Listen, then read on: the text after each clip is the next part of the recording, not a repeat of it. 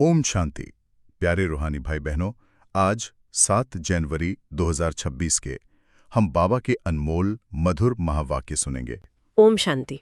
आज बाबा हमें बहुत ही मीठी और बहुत गहरी श्रीमत दे रहे हैं। जी, तो आइए कुछ पल के लिए अपने मन को दुनिया की सब बातों से हटाकर बुद्धि को एकाग्र करके स्वयं को एक ज्योति बिंदु आत्मा समझकर हम परम पिता परमात्मा हमारे प्यारे शिव बाबा की याद में बैठते हैं। जी हाँ, आज बाबा हमें एक बहुत ही बड़ी जिम्मेदारी से मुक्त कर रहे हैं, और वो है दूसरों को सुधारने की जिम्मेदारी। बिल्कुल।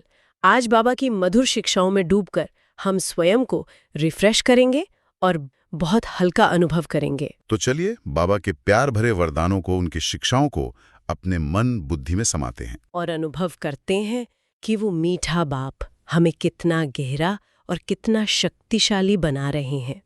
तो आज के महावाक्य का जो सार है, उसमें बाबा कहते हैं, मीठे बच्चे कभी भी अपने हाथ में लौ नहीं उठाओ। यदि किसी की भूल हो तो बाप को रिपोर्ट करो, बाप सावधानी देंगे।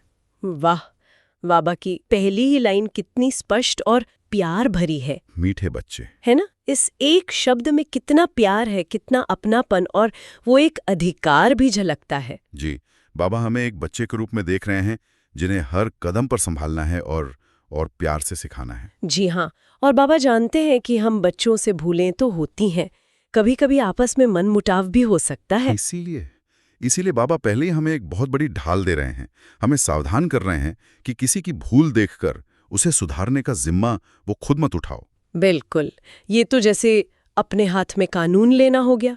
यह बहुत सूक्ष्म देह अभिमान का अंश आ जाता है। जी, हम ये भूल जाते हैं कि हर आत्मा पुरुषार्थी है और सबको सुधारने वाला तो एक बाप है। हमारा काम सिर्फ शुभ भावना देना है, सुधारना नहीं। और बाबा कितनी सुंदर युक्ति बताते हैं, बाप को रिपोर्ट करो। इसका मतलब है दिल साफ रखो। अगर कुछ दिखता भी है, कोई बात मन को ठीक नहीं लगती, तो उसे एक बाप को सुनाओ। वो बाप है जो प्यार से, युक्ति से सबको सावधानी देंगे, है ना? इससे हम दो बहुत बड़े नुकसान से बच जाते हैं।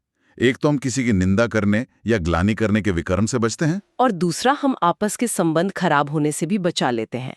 हमारी अपनी अवस्था भी वो हल्की और ऊंची रहती है। तो आज सारा दिन ये स्वमान पक्का करें कि मैं बाप का आज्ञाकारी बच्चा हूँ। मैं किसी की भूलों को देखने या सुधारने वाला नहीं, बल्कि मैं तो स्वयं के पुरुषार्थ पर और एक बाप की मीठी याद पर ध्यान देने वाला हूँ। बाबा पर ये पूरा निश्चय रखना कि वो बैठा है, वो सबका केयरटेकर है। हमें सिर्फ अपनी स्थिति को अचल अडोल रखना है और हर आत्मा के प्रति कल्याण की भावना रखनी है। ये तो जैसे बाबा ने आज हमें एक बहुत बड़ा बोझ उतारने की विधि ही बता दी है। सचमुच, दुनिया में तो सब एक दूसरे को सुधारने में ही लगे रहते हैं और दुखी होते हैं। बाबा हमें उस सब से मुक्त कर रहे हैं। सचमुच, ये श्रीमत हमें बहुत हल्का कर देती है। आज सारा दिन इसी एक पॉइंट को बुद्धि में रखकर हर कर्म करेंगे तो अनुभव होगा कि हम कितना चिंता मुक्त और हल्के रहते हैं। जी, बाबा के मीठे बच्चे बनकर हर बात बाबा को सुनाकर एकदम निश्चिंत होकर अपनी याद की यात्रा पर ध्यान देंगे। और आज का प्रश्न भी इसी बात को और भी गहरा करता है। बाबा ने पूछा है, प्रश्न, बाप ने कौन सा कॉन्ट्रैक्ट ठेका उठाया है? वाह, कितना सुंदर और गहरा प्रश्न है। जैसे बाबा हमें याद दिला रहे हैं कि इस संगम युगी दुनिया में हर एक का अपना अपना पार्ट है, अपना अपना कॉन्ट्रैक्ट है। तो बाप का क्या कॉन्ट्रैक्ट है?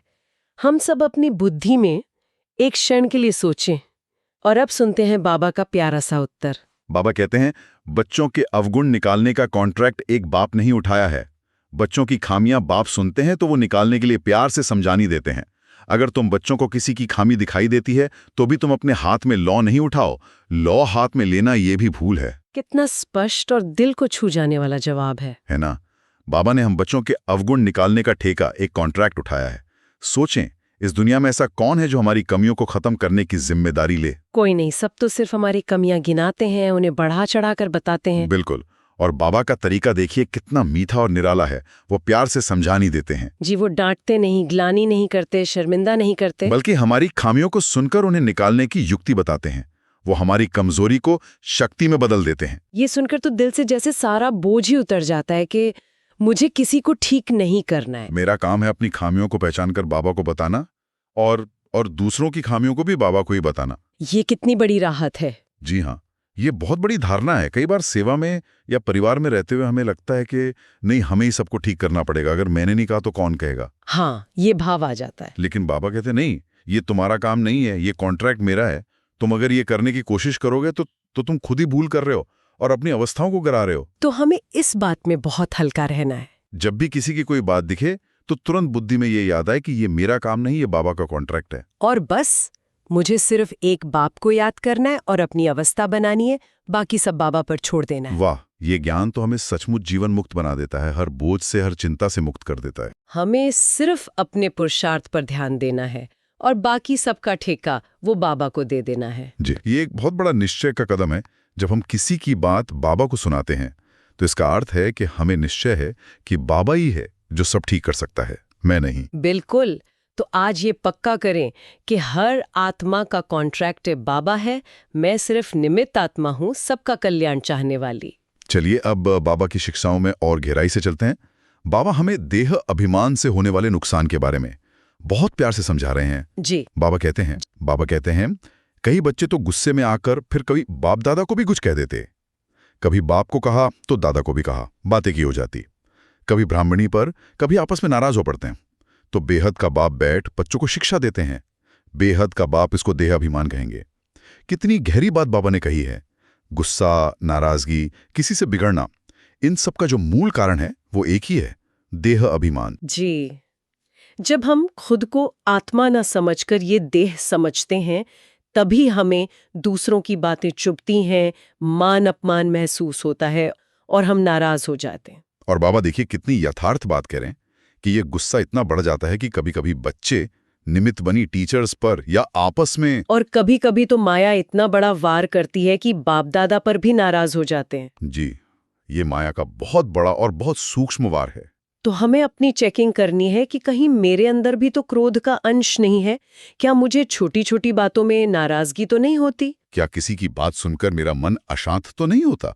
अगर होता है तो इसका मतलब है कि देह अभिमान है और मुझे देही अभिमानी बनने का पुरुषार्थ और तीव्र करना है। बिल्कुल।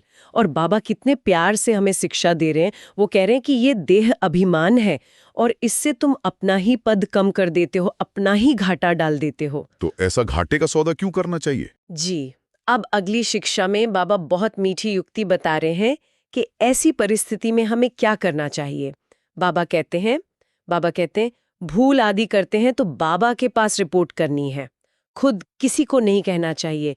फिर जैसे कि लॉ हाथ में ले लिया। यहाँ भी बच्चों को कभी सामने कुछ नहीं कहना चाहिए, बाबा को बोलो। सबको सावधानी देने वाला एक बाबा है। बाबा युक्ति बहुत मीठी बताएंगे, मीठेपन से शिक्षा देंगे। ये तो आज की पूरी शिक्षा का जैसे सार है। हमें एक अव्यभिचारी निश्चय रखना है। माना मेरी हर बात को सुनने वाला और उसे सुधारने वाला सिर्फ और सिर्फ एक बाप है। किसी और को बीच में नहीं लाना है, ना किसी मनुष्य को, ना अपनी बुद्धि को। जी हाँ, बाबा ने यहाँ तक कहा कि सामने कुछ नहीं कहना चाहिए, क्योंकि जब हम सीधे किसी को उसकी भूल बताते हैं तो वो अहंकार का टकराव होता है। सही बात है। सामने वाला आत्मा अपनी भूल को स्वीकार करने के बजाय और डिफेंसिव हो सकता है, संबंध खराब हो सकते हैं। और बाबा की युक्ति सोचिए कितनी मीठी होगी। वो तो त्रिकालदर्शी हैं। वो उस आत्मा के संस्कार को, समय को, परिस्थिति को सब कुछ जानते हैं। वो ऐसी युक्ति बताएंगे जिससे, जैसे कहते हैं ना, सांप भी मर जाए और लाठी भी न टूटे। बिल्कुल। माना आत्मा सुधर भी जाए और किसी का दिल भी न दुखे, संबंध और मधुर हो जाए। तो क्या हमें आज ये पुरुषार्थ नहीं करना चाहिए कि दिन भर में अगर किसी की कोई बात हमें ठीक नहीं भी लगती तो हम रुक जाएं, अपने मन को शांत करें और उस आत्मा के प्रति शुभ भावना रखकर वो बात सिर्फ एक बाबा को सुनाएं और निश्चिंत हो जाएं? जी, ये बहुत ऊंची तपस्या है, बहुत ऊंचा पुरुषार्थ है। इससे हमारी आंतरिक शक्ति वो बहुत बढ़ेगी। हम जज करने की, क्रिटिकल होने की आदत से मुक्त हो जाएंगे। आगे बाबा निंदा करने के नुकसान पर भी हमारा ध्यान खिंचवा रहे हैं। बाबा कहते हैं किसी की भी निंदा नहीं करनी है। देवताएं किसकी निंदा करते हैं क्या? कई बच्चे तो निंदा करने के बिना रहते नहीं। तुम बाप को बोलो तो बाप बहुत प्यार से समझाएंगे, नहीं तो टाइम वेस्ट होता है। निंदा करने से तो बाप को याद करो तो बहुत बहुत फायदा होगा। वाह, बाबा हमें हमारा लक्ष्य याद दिला रहे हैं। हमें देवता बनना है। और देवताएं वो कभी किसी की निंदा नहीं करते, वो तो सदा गुणग्राही होते हैं।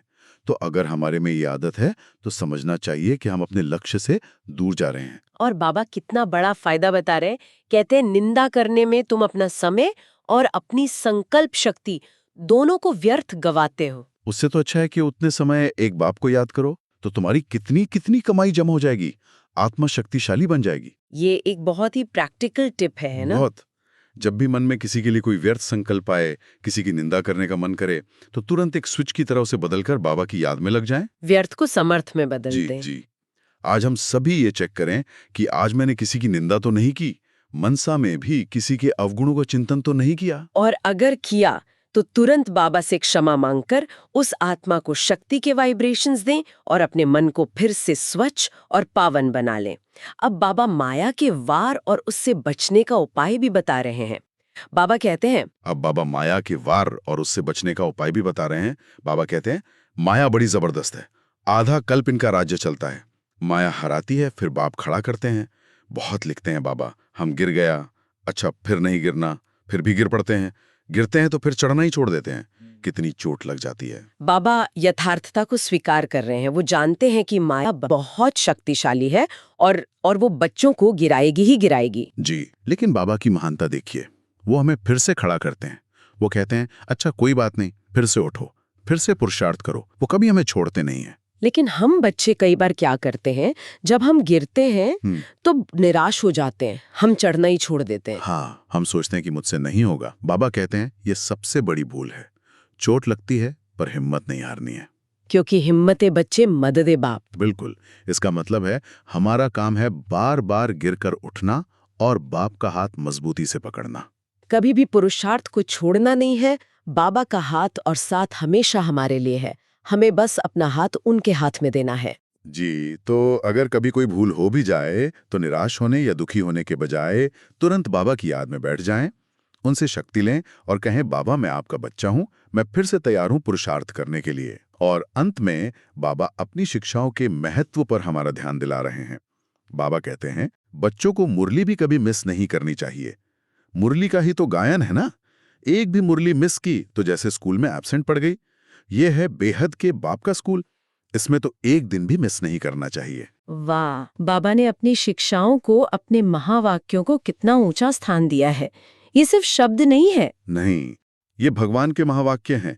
ये हमारे लिए रोज की खुराक है, रोज की श्रीमत है, आत्मा का भोजन है। जैसे शरीर के लिए भोजन जरूरी है, वैसे ही आत्मा को शक्तिशाली बनाने के लिए ये ज्ञान रोज रोज जरूरी है। जी, अगर एक दिन भी मिस करते हैं तो जैसे स्कूल में एब्सेंट लग गए, उस दिन की पढ़ाई से, उस दिन की कमाई से हम वंचित रह जाते हैं और आत्मा कमजोर हो जाती है। तो हमें ये दृढ़ नियम बनाना है कि चाहे कुछ भी हो जाए, मुझे रोज बाबा के महावाक्य जरूर सुनने हैं। यही ज्ञान हमें माया के तूफानों से बचाएगा और हमारी अवस्था को एक रस और अचल अडोल बनाए रखेगा। तो आज की मुरली से धारणा के लिए जो मुख्य सार है, उसमें पहला पॉइंट है किसी के अवगुण देख उसके निंदा नहीं करना है, जगह जगह पर उसके अवगुण नहीं सुनाने हैं, अपना मीठापन नहीं छोड़ना है, क्रोध में आकर किसी का सामना नहीं करना है। ये धारणा आज के लिए बहुत ही महत्वपूर्ण है। हमें अपनी वाचा और मनसा दोनों पर बहुत ध्यान देना है। जी, किसी के अवगुण देखकर भी अनदेखा करना है। जैसे कमल का फूल कीचड़ में रहते हुए भी न्यारा रहता है। बिल्कुल। और अगर सुनाना ही है तो सिर्फ और सिर्फ एक बाप को। हाँ, अपना मीठापन जो हमारा असली आत्मिक संस्कार है, उसे किसी भी हालत में नहीं छोड़ना है। किसी की भूल के कारण हम अपने मीठेपन के गुण को क्यों गंवाएं? सही बात है। और क्रोध में आकर सामना करने से बात और बिगड़ जाती है, विकर्म बन जाता है। हमें शांति और प्रेम की शक्ति से हर परिस्थिति को पार करना है। ये बहुत बड़ा तपस्वी जीवन है। आज सारा दिन इस मधुरता के गुणों को धारण करने का अभ्यास करना है। और दूसरा पॉइंट है 2, सबको सुधारने वाला एक बाप है, इसलिए एक बाप को ही सब सुनाना है, अव्यभिचारी बनना है, मुरली कभी भी मिस नहीं करनी है। वाह! ये है अव्यभिचारी याद और अव्यभिचारी निश्चय। मेरा सब कुछ एक शिव बाबा, मेरी हर बात का समाधान करने वाला एक शिव बाबा। जी, जब ये निश्चय पक्का हो जाता है तो बुद्धि कहीं और भटकती ही नहीं है ना? फिर हम दर अपनी बातें सुनाने से, पर चिंतन से, व्यर्थ संकल्पों से बच जाते हैं। हमारी संकल्प शक्ति जमा होती है जो पुरुषार्थ में बहुत काम आती है। और इस अव्यभिचारी निश्चय को पक्का करने का सबसे बड़ा साधन है रोज बाबा के महावाक्यों का श्रवण और मनन करना। जी। बाबा की शिक्षाएं सुनने से ही बुद्धि में ज्ञान के पॉइंट्स रहते हैं और हम माया के अनेक वारों से स्वतः ही बच पाते हैं। तो ये दोनों धारणाएं एक दूसरे से बहुत गहराई से जुड़ी हुई हैं। जी, अव्यभिचारी बनने के लिए रोज बाबा की बातें सुनना बहुत जरूरी है। वरदान है, आज हम सभी बच्चों के लिए बाबा का विशेष वरदान है। सदा साथीपन की स्मृति और साक्षी स्टेज का अनुभव करने वाले शिवमयी शक्ति स्वरूप कंबाइंड भाव।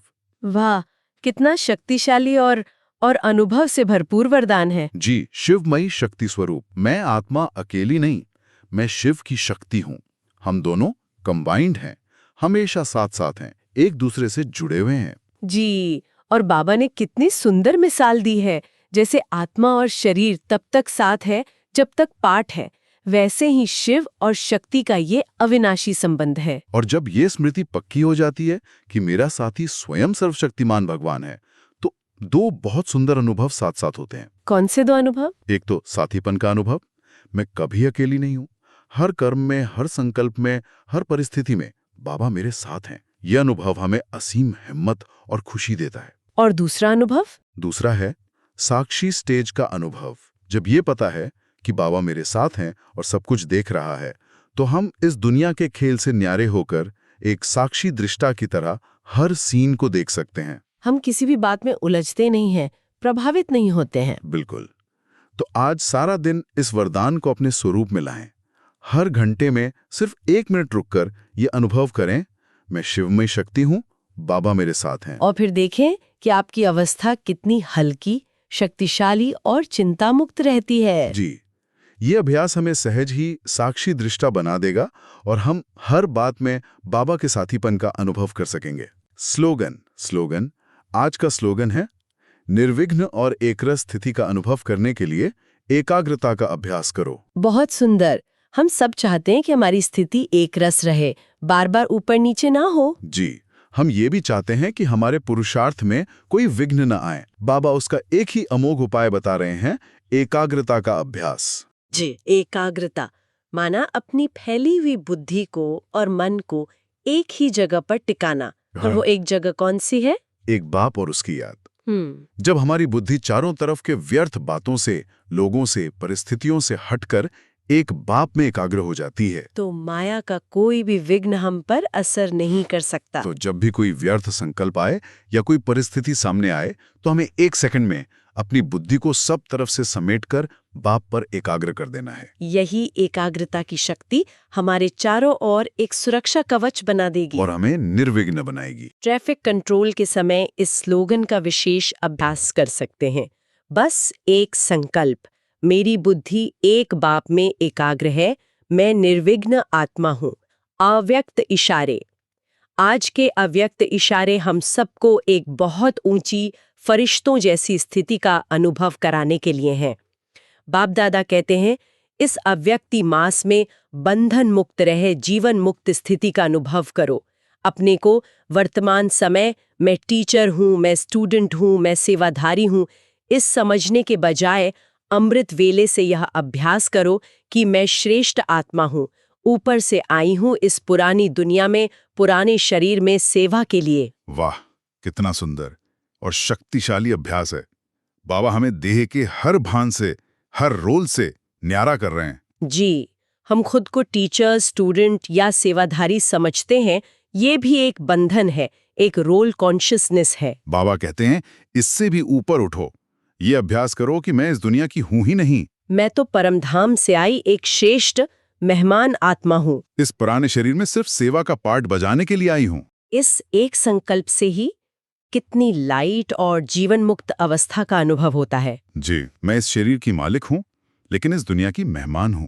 मेरा यहाँ कुछ भी नहीं है, मैं सब बंधनों से मुक्त हूं। जी हाँ, ये अभ्यास हमें देह और देह की दुनिया के आकर्षण से सहज ही न्यारा कर देता है। जब हम खुद को मेहमान समझते हैं, तो किसी भी बात में आसक्ति नहीं होती। और आगे बाबा कहते हैं, मैं आत्मा हूं, ये पाठ अभी और पक्का करो। मैं सेवाधारी हूं, ये पाठ पक्का है, लेकिन मैं आत्मा सेवाधारी हूं, ये पाठ पक्का कर लो तो जीवन मुक्त बन जाएंगे। बिल्कुल, मैं सेवाधारी हूँ, इसमें कभी कभी सूक्ष्म देह अभिमान आ सकता है कि मैंने सेवा की, मैंने ये किया। लेकिन जब हम अभ्यास करते हैं, मैं आत्मा सेवाधारी हूं, तो ये स्मृति रहती है कि सेवा करने वाली मैं आत्मा हूं और कराने वाला मेरा प्यारा बाप है। यह अभ्यास हमें कर्तापन के बोझ से मुक्त कर सहज ही जीवन मुक्त बना देता है। फिर सेवा बोझ नहीं लगती, बल्कि एक खेल लगती है। हम निमित्त होकर हर कार्य करते हैं। तो आज हम सब इस अव्यक्त इशारे का गहराई से अभ्यास करें। हर कार्य करते हुए याद रखें, मैं परम धाम से आई एक मेहमान आत्मा हूँ, इस शरीर द्वारा सेवा का पाठ बजा रही हूँ। मैं करता नहीं, सिर्फ निमित्त हूँ। ये फरिश्ता स्थिति का बहुत सुंदर अभ्यास है। इस अभ्यास से हम सदा हल्के रहेंगे और उड़ती कला का अनुभव करेंगे। स्वमान प्रैक्टिस 5, स्वमान। तो चलिए, आज की शिक्षाओं के आधार पर हम कुछ शक्तिशाली स्वमान का अभ्यास करते हैं। अपनी आंखें बंद करके, बुद्धि को एकाग्र करके मेरे साथ इन स्वमानों को गहराई से अनुभव करें। पहला स्वमान, मैं बाबा की श्रीमत पर चलने वाली श्रेष्ठ आत्मा हूँ। थोड़ा रुके, इस स्वमान को अनुभव करें। बाबा की हर श्रीमत मेरे कल्याण के लिए है। श्रीमत पर चलना ही मेरे लिए सबसे सुरक्षित और श्रेष्ठ मार्ग है। मैं हर कदम बाप की श्रीमत पर रखती हूँ, इसलिए मैं सदा विजयी हूँ। इस स्वमान में टिकने से आप हर परिस्थिति में सही निर्णय ले पाएंगे। आपकी बुद्धि स्वच्छ, स्पष्ट और निश्चिंत रहेगी। दूसरा स्वमान, मैं मास्टर सुधारक हूँ, स्वयं को सुधारने वाली आत्मा हूँ। मेरा कॉन्ट्रैक्ट स्वयं को सुधारना है। मैं दूसरों की कमियों को देखने के बोझ से मुक्त हूँ। मैं अपनी हर कमी को प्यार से बाप को सौंपकर उससे मुक्त हो जाती हूँ। मैं दिन प्रतिदिन संपूर्ण बनती जा रही हूँ। इस स्वमान से आप व्यर्थ चिंतन और निंदा स्तुति के चक्र से मुक्त हो जाएंगे। आपकी सारी एनर्जी स्वयं के पुरुषार्थ में लगेगी और आप जल्दी संपूर्णता को प्राप्त करेंगे। तीसरा स्वमान, मैं शिव बाप की कंबाइंड शक्ति स्वरूप आत्मा हूँ। मैं अकेली नहीं, शिव बाबा हर पल, हर सांस मेरे साथ हैं। उनकी सर्व शक्तियां मेरी अपनी शक्तियां हैं। हम दोनों कंबाइंड हैं, अविनाशी साथी हैं। मैं हर कर्म उनके साथ मिलकर करती हूँ। इस स्वमान का अनुभव आपको कभी अकेलापन या कमजोरी महसूस नहीं होने देगा। यह आपको साक्षीपन की ऊंची स्थिति में भी सहज ही स्थित कर देगा। चौथा स्वमान, मैं एकाग्रता की शक्ति से निर्विघ्न आत्मा हूँ। मेरी बुद्धि एक बात में, एक लक्ष्य में एकाग्र है। व्यर्थ की बातें और परिस्थितियां मेरी बुद्धि को भटका नहीं सकती। एकाग्रता की शक्ति मेरे चारों ओर एक शक्तिशाली सुरक्षा कवच है। मैं सदा निर्विघ्न और विजयी हूँ। ये स्वमान आपको दिन भर की छोटी बड़ी परिस्थितियों में अचल और अडोल रखने में बहुत मदद करेगा। ट्रैफिक कंट्रोल के समय इसका विशेष अभ्यास करें। पांचवा स्वमान, मैं जीवन मुक्त सेवाधारी आत्मा हूँ। थोड़ा रुकें। मैं इस पुरानी दुनिया और पुराने शरीर से न्यारी एक जीवन मुक्त आत्मा हूँ। मैं परमधाम से इस देह में सेवा के लिए आई एक मेहमान हूँ। मैं आत्मा सेवाधारी हूँ, कर्तापन के हर बोझ से मुक्त। मैं हल्की और उड़ती कला में रहने वाली फरिश्ता आत्मा हूँ। इस स्वमान का अभ्यास आपको हर बंधन से मुक्त कर देगा। आप सेवा करते हुए भी उससे न्यारे रहेंगे और आपकी अवस्था सदा फरिश्ते जैसी हल्की और शक्तिशाली रहेगी। तो प्यारे रूहानी भाई बहनों, आज बाबा ने हमें एक बहुत बड़ा पाठ पढ़ाया। स्वयं के सुधारक बनो, जगत के नहीं। जी, हर आत्मा को सुधारने का कॉन्ट्रैक्ट बाबा ने लिया है। हमें सिर्फ अपनी अवस्था बनाने पर और एक बाप को प्यार से याद करने पर ध्यान देना है। जब हम दूसरों को सुधारने के इस भारी बोझ से मुक्त हो जाते हैं, तभी हम बाबा के सच्चे साथीपन का, उनके कंबाइंड स्वरूप का और साक्षीपन की स्थिति का सच्चा अनुभव कर सकते हैं। बिल्कुल। आज का वरदान और धारणा हमें इसी जीवन मुक्त स्थिति की ओर ले जाते हैं। तो आइए आज सारा दिन इसी अभ्यास में रहें। किसी की भूल ना देखें, निंदा ना करें और हर बात सिर्फ एक मीठे बाप को सुनाएं। अपनी अवस्था को एकाग्र और एकरस बनाएं और इस बेहद के खेल में हल्के होकर अपना पार्ट बजाएं। बाबा की ये गहरी प्रैक्टिकल श्रीमत आपको रोज मिलती रहे, इसके लिए आप इस चैनल को सब्सक्राइब कर सकते हैं ताकि कोई भी दिन बाबा की ऊंची शिक्षाएं आपसे मिस न हो। बाबा का प्यार और उनकी याद आपको सदा शक्तिशाली और निर्विघ्न बनाती रहे। अच्छा, ओम शांति।